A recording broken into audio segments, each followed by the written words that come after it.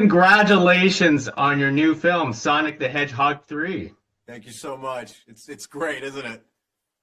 You know what? It is such a fun film, and a lot of video gamers will definitely love this film because I feel like it elevates, not only the movie but like gaming in general, on so many levels. Yeah, I've talked to a lot of fans, and so many across the board, whether they're fans of the movies or games or comics and whatnot, are saying that it's really a great time to be a Sonic fan.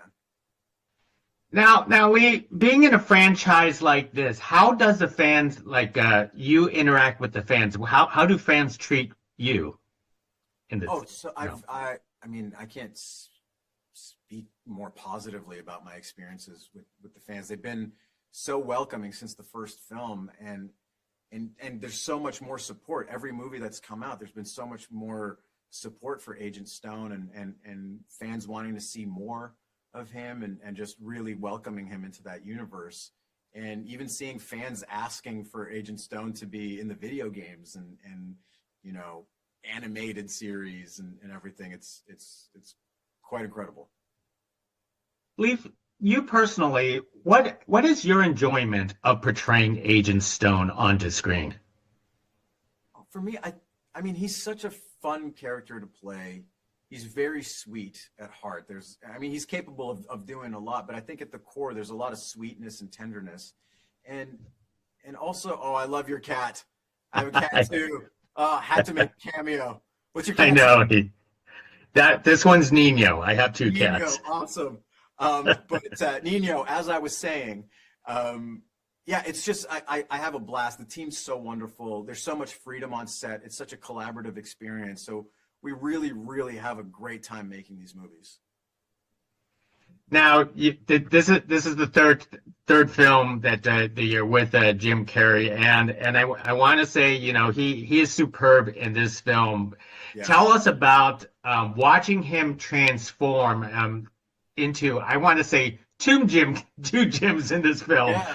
per se, because that must have been very interesting to watch him work. It was inspiring. It was like mind blowing, because there'd be times where he had to have a good solid idea of what he was going to do with both characters when we shot, right? Because we would shoot one day with him as Ivo, and then we would shoot another day with him as Gerald. And so whatever we were shooting first, he had to kind of have an idea of what he was going to do with the other character. So it was incredible to see him have these two kind of dialogues and characters going on in his head at the same time, and be able to process all of that, and have the energy to do that too. It's incredible. As an actor, how do you adjust to that when someone portrays two different characters on a production set? I mean, I don't think there's much of a difference, because it's just really committing to the fact that you, as a scene partner, are just that. You're being a good scene partner. Be there for whoever you're working with, and just buying into whatever the character is. You know what I mean? It wasn't really hard to do, with all the differences that Jim found between Ivo and Gerald, and also the incredible prosthetics that were done. It was really not that tough to, change my performance as Stone with how he engaged with Ivo versus how he engaged with Gerald. Now, of course, we're not talking about any spoilers, but can you describe the evolution of the relationship with Agent Stone with Dr. Robotnik nowadays? Yeah, I think for sure Ivo has way more trust of Stone. I think we realize as an audience that Ivo really can't live without Stone. I think there's a lot there. We know that Ivo's dealing with his own stuff. He doesn't have any more inspiration. He hasn't found any more inspiration in life after losing to Sonic twice. And Stone's trying to lift his spirits up, and also taking the responsibility of trying to figure out what this Project Shadow is. So true, so true.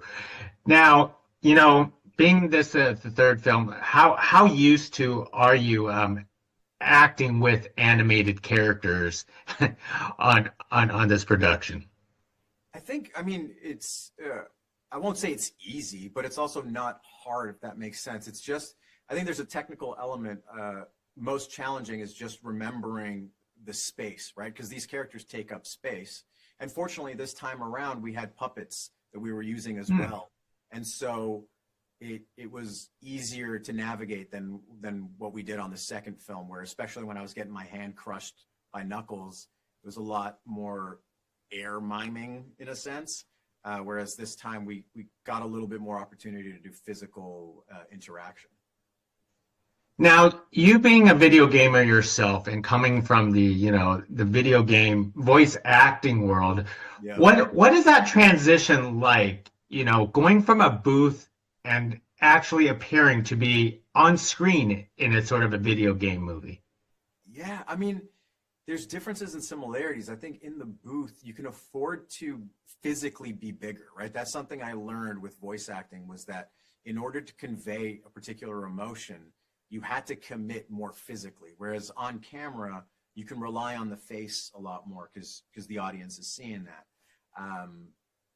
But besides that, it's just commitment. You know what I mean? Like all performance is being committed, being prepared, doing all your research and coming ready to have a good time and play. And a voice actor just told me this week that we shouldn't call you folks voice actors. They're all actors. You agree with that? I mean, that's a fair assessment. I think we're all actors. I mean, everybody that's a performer, whether you're on stage, in front of the camera, audio, it's we're all performers. I think it's just to make a distinction as far as like, we're seeing you on screen versus hearing you audio, like whether it's in animation or video games. Well said. Well, Lee, I really appreciate this conversation with you for Sonic 3. A couple of days ago, I spoke to your childhood friend James Clayton for Get Fast, and so he says hi to you. So and he wishes you luck. So thank you very much, Lee, to speak to us about it.